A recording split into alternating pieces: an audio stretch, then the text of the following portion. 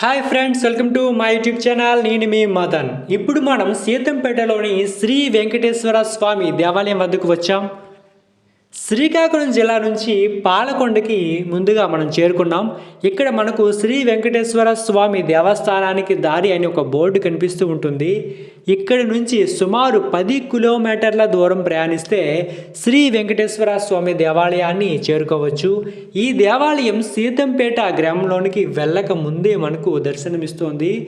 ఈ దేవాలయాన్ని 2023 ఏప్రిల్ నెలలో ప్రారంభించారు.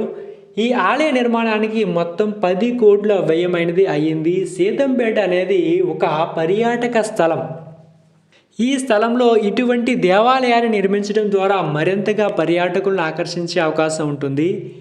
ఈ ప్రకృతి అందాల మధ్య కొలువుదీరిన శ్రీ వెంకటేశ్వర స్వామి దేవాలయం మరింత శోభాయమానంగా ఉంది. ఒకప్పుడు సీతంపేట మండలం అనేది శ్రీకాకుళం జిల్లా పరిధిలో ఉండేది. ఇటీవల జిల్లాల విభజన తర్వాత పార్వతీపురం మన్యం జిల్లాలోనికి మార్చడం జరిగింది.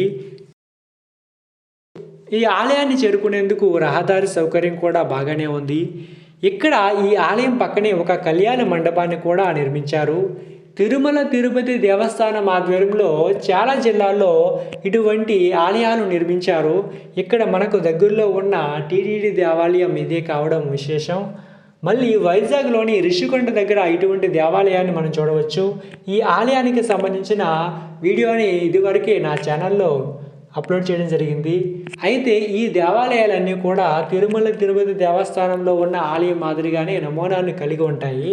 ఈ ఆలయ ప్రాంగణాన్ని ఇక్కడ చాలా చక్కగా నిర్వహిస్తూ ఉన్నారు. భక్తులకు ఎటువంటి అసౌకర్యం కలగకుండా అన్ని రకాల సౌకర్యాలను ఏర్పాటు చేస్తూ ఉన్నారు. ఇటువంటి అనేక పుణ్యక్షేత్రాలను, సందర్శనీయ ప్రదేశాలను మీకు చూపించేందుకు, వాటి విశేషాలను తెలియజేసేందుకు నా యూట్యూబ్ ఛానల్ ద్వారా నా ప్రయత్నం అనేది ఎల్లప్పుడూ కొనసాగుతూ ఉంటుంది. Thank you for watching. Thank you very much.